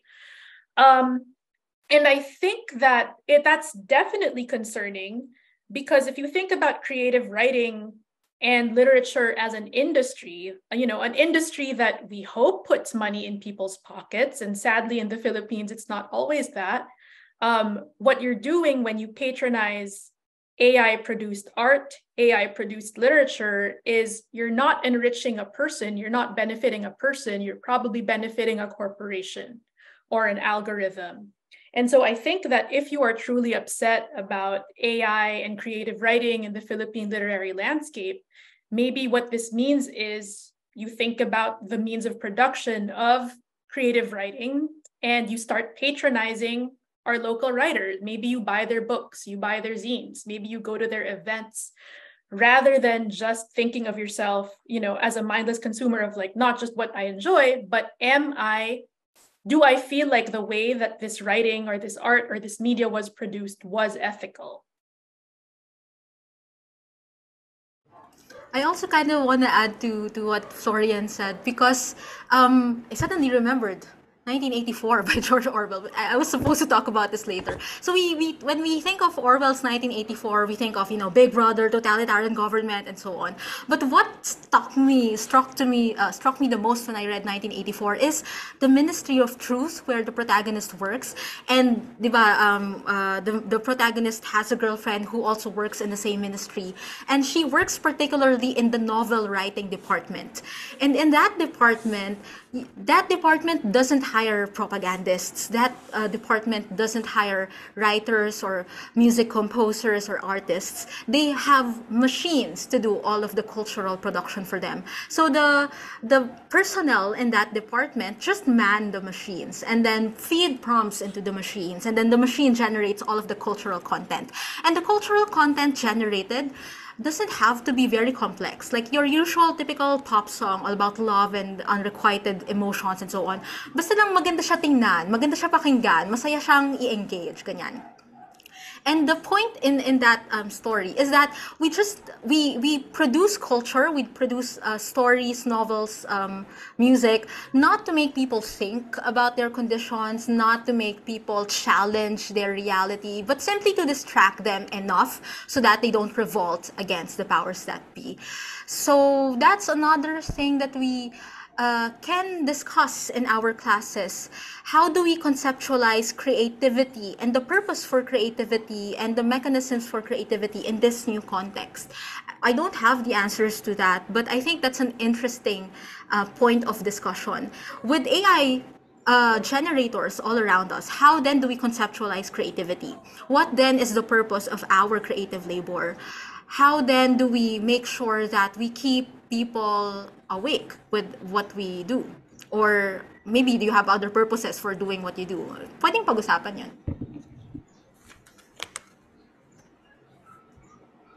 Also have another question here that says, the talk addressed how instructors can meet these AI developments by reorienting classroom practices/standards and reflecting on their implemented course learning outcomes. I'd like to know if there are things that can be done by students to contribute to this reorientation and reflection. Alternatively, how do we hold this conversation with our classmates without dismissing the reasons they might have, i.e., too much acad work, acad pressure, etc., for subscribing to AI tools in academic writing? I think this is a great question because it puts the focus back on students and what their role is and what their place is in this entire conversation on AI. I think one space to hold that conversation with your classmates and with your peers about AI is peer response or peer review, which I think is a typical sort of activity done in English 13. When I was teaching English 10, it was certainly part of the process. I find that teaching students to do peer review and to be like honest yet compassionate and blunt is necessary. And I think that as a student, if you're seeing a peer producing writing that, not only is produced by AI, the problem is not just that they chose to use AI, but that AI produced texts are boring. AI produced texts are not a good representation of your identity because you didn't write it, because you didn't do it. And so I think if you are a student and you're seeing your classmates using AI too much or having an over-reliance on AI and you feel like it's unethical, I think using the opportunities when you give them feedback, you like use those moments where you have the option or the opportunity to give them feedback, to be honest. I'm very surprised as a teacher when students kind of disengage with each other during peer review. I'm surprised and I'm not surprised. I think a lot of students see that activity as busy work. And so I think as teachers, our responsibility then is to teach students how to actually engage in this in ways that are helpful, to model for students what it means to give helpful feedback and also what it means to ask for helpful feedback. So I think as students, as teachers, we can model that sort of activity, and then as students to actively engage with our classmates and their writing, not just as a checking off of the boxes, but also of like treating their writing rhetorically and seriously. Teachers can also aid in that project by making, for example, even the process of writing class policies to be more consultative. So you can, I know it's kind of difficult because we're all rushing our course outlines before the beginning of the semester, but actually you can spend the first day on that. Like, just talk about these questions. What do we think about AI writing? What do we want to do with this? Do we want to experiment with this or not? And we can also, like, on the department level, for example, the department could hold discussions like this, invite students also to be speakers or interlocutors in the conversation, or organizations like UP Lingua Franca, shout out, can also hold seminars about this so that we hear more of a student voice in policy discussions. Kasi if you notice, ang dami na ring, like the university and our department has also hosted a number of meetings and webinars on pedagogy and related topics. And often, the dominant voice that we hear would be the voices of teachers, administrators, and so on. We could also more actively try to include student voices in those fora, or at least students themselves. Like, you also have the power to organize your own discussions and to talk about these concerns. So yeah, you can also do that. Someone also asked, there have been a number of projects before ChatGPT that used AI to create literature. Adam David, for example, used AI in his project Hi Ma'am Sir. David's project was informed by his poetics since the project served more as a critique. What does this do to the importance of poetics among creative writers or to the idea of poetics itself?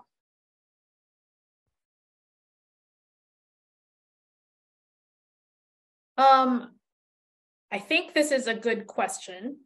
The importance, I mean, I can't speak to the importance of poetics. I mean, poetics is important. We all have a poetic, all creative writers have a poetics, whether it's unarticulated or not. I think these projects that use, before ChatGPT, that use AI to create literature are being used thoughtfully and methodologically. And I think Kristine used this language earlier, that there is a consciousness of what AI is doing. They are using AI not just to generate text, but to engage in genuine play and playfulness and experimentation, rather than producing text and taking credit for it. And so what that does for the importance of poetics is, I think it asks you to account for the role of AI in your poetics. Like, how are you as a writer using it? How might that be different from that other writer over there using it? And I don't think those are clear cases where the use of AI is ethical and intentional. There is no disguising or no sort of pretending that AI was ever used. Like, I see a question in the chat about ChatGPT or AI like winning literary awards, and like that is clearly, in that hypothetical case, that's a farce. That is a dishonesty. But in cases like Adam David and in ChatGPT produced literature, there is an owning up to and a courageousness in admitting that they've used ChatGPT for innovative purposes. I echo that. Hey, so are these conversations moving fast enough, or is it keeping up with the development of AI?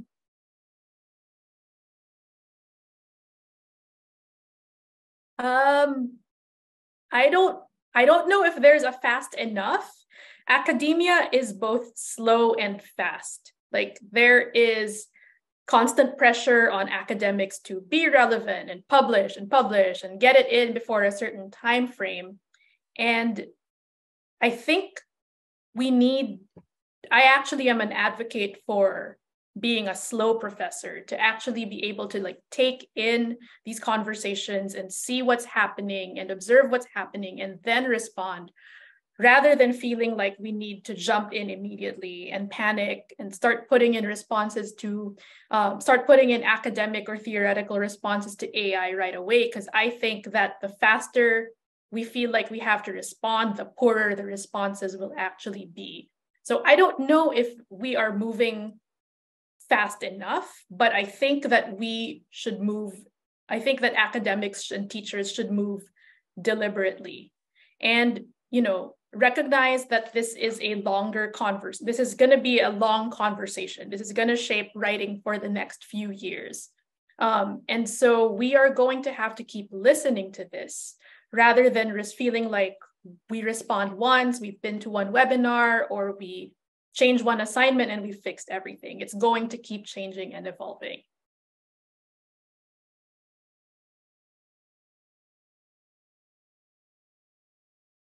So we have another question here that asks, what have specific disciplines in the humanities done to enhance the use of AI and contribute to its development as an interdisciplinary application? If not, what can the humanities do?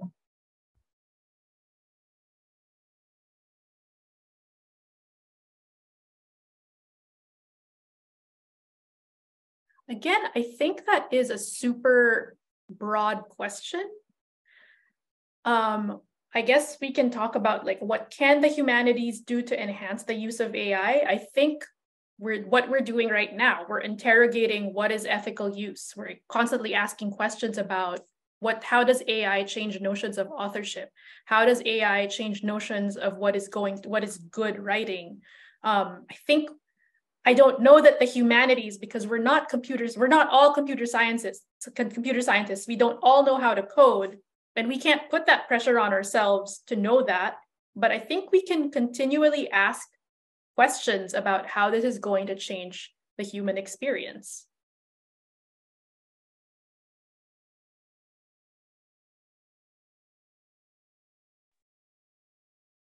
I was looking for an article that I read a few days ago, written in Public Affairs. I haven't found the link, but anyway, the authors were arguing that the humanities are actually essential in the way that we engage with AI because for example, in this conversation, the questions about productivity have been dominant. Questions about how to regulate the use of AI, how to incentivize certain things and disincentivize certain things.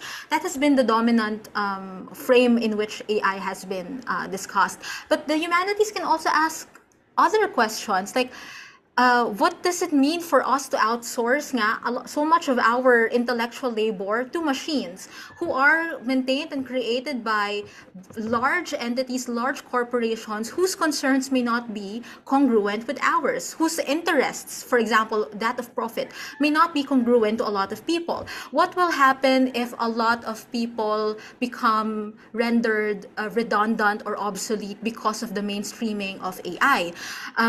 We would anticipate a lot of companies just using AI and then laying off masses of people. And then we can even think about resonances between this push to develop AI in order to automate a lot of processes and historical concerns with slavery, and how, one of the reasons why we want AI to be smarter and better is so that we don't need to hire any more people. Because if you hire people, you need to pay them wages, you need to pay them sick leaves, and give them, health insurance, mga ganong things. things. So we can also question that, like, why are we so hell-bent on developing AI and jumping into the AI revolution at this point when all of that all of those resources for funding, for research, for evolving solutions can be funneled to other things like the climate emergency and impending human extinction and other things that perhaps we as a species should be more worried about. So that's also what I'm thinking of how, in relation to the question of how can the humanities intervene here. Should the humanities jump onto this wagon of let's be productive, or should we ask other questions? Okay, so another question here is, do you think it's legislatable to minimize the use of ChatGPT only to the extent of protecting academic integrity of writing classes?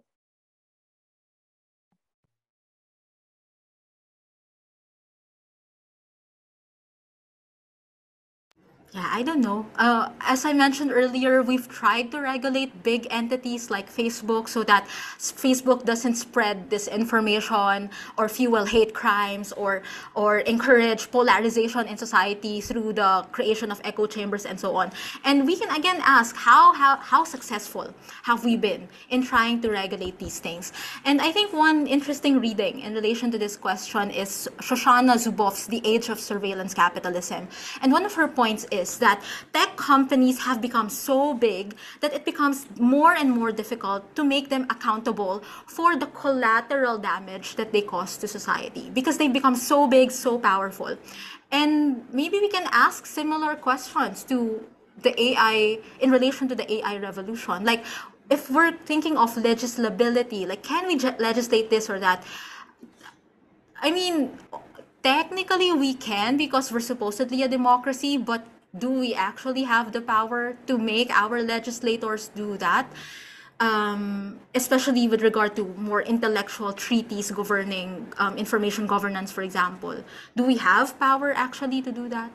So yeah.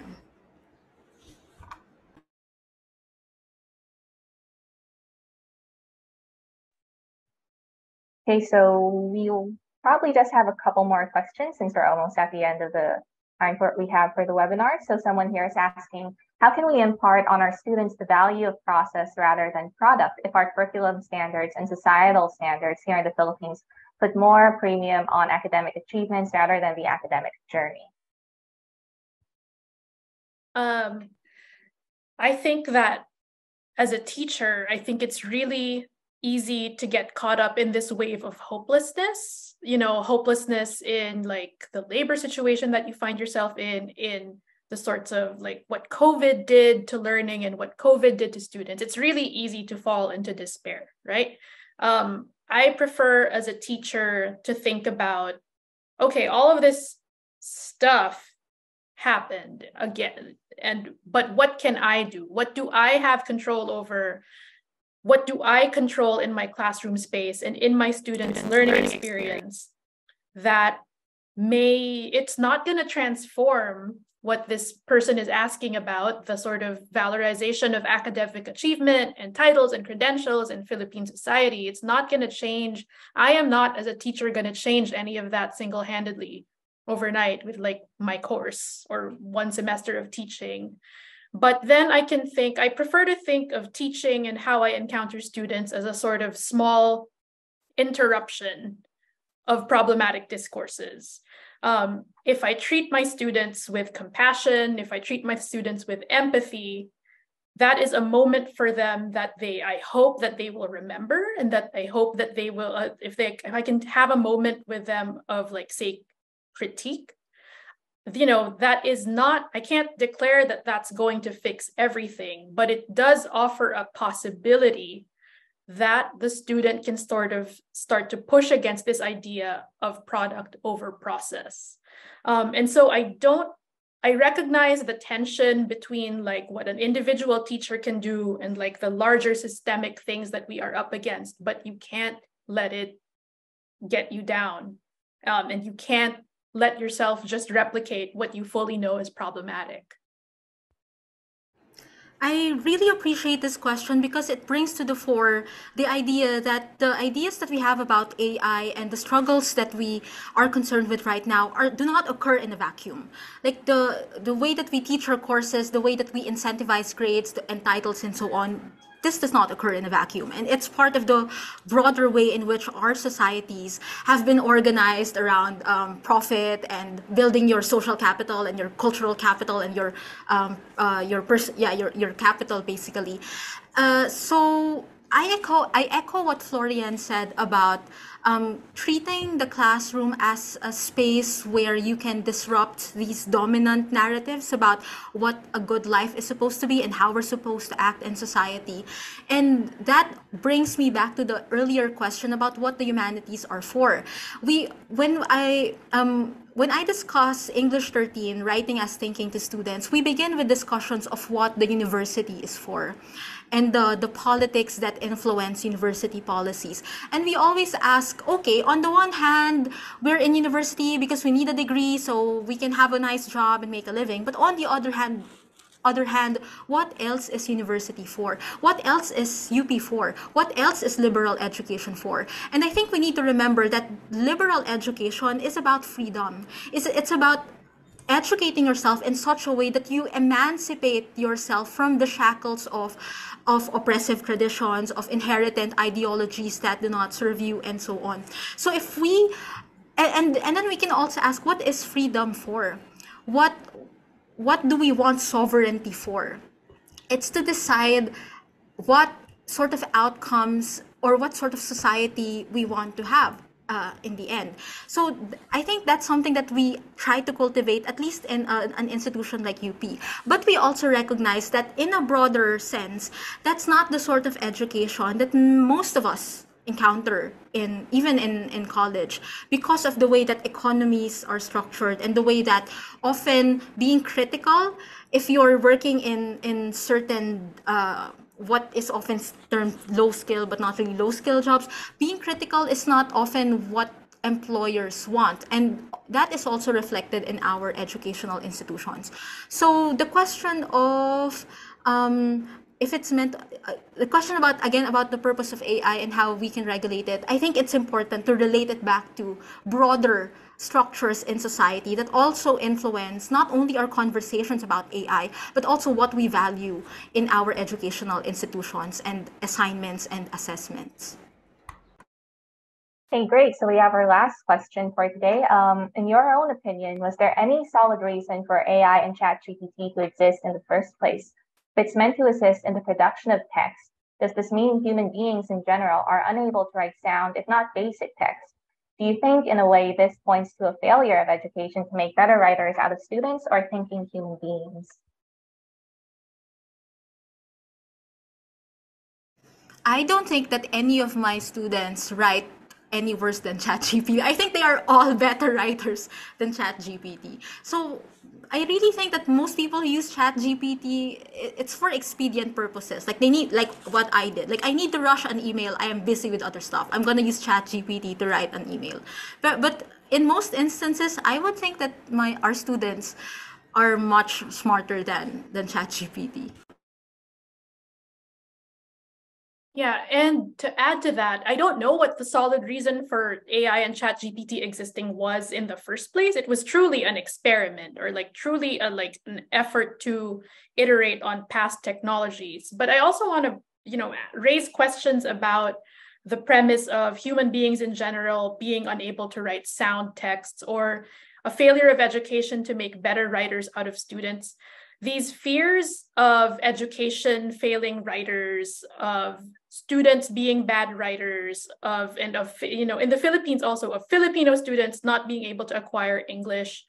These are not old crises, and some of them are manufactured crises. I think what this sort of air of despair requires is a question of nuance. And again, it goes back to the question of socially, what do we mean by a better writer? Who is a better writer? Who gets to decide that? Why did they get to decide that? And who is excluded from that notion of who is a better writer? So I think for me, it's a sort of required flipping of the script, rather than like throwing our hands up in despair and saying like students can't write, students don't know how to write, maybe we should shift the frames of like, well, what do we mean? What is the kind of writing that we're valuing and saying students aren't fulfilling? Okay, so I think that's a great note to end this webinar on. So thank you again very much to our speakers for sharing these ideas and opening these kinds of conversations. And thank you to our attendees for joining us today. Certainly a lot to unpack, a lot to think about beyond this webinar. And there's certainly a lot of things I'm also rethinking about my own writing classrooms and how these conversations will evolve in the future. So thank you again for joining us and have a great day.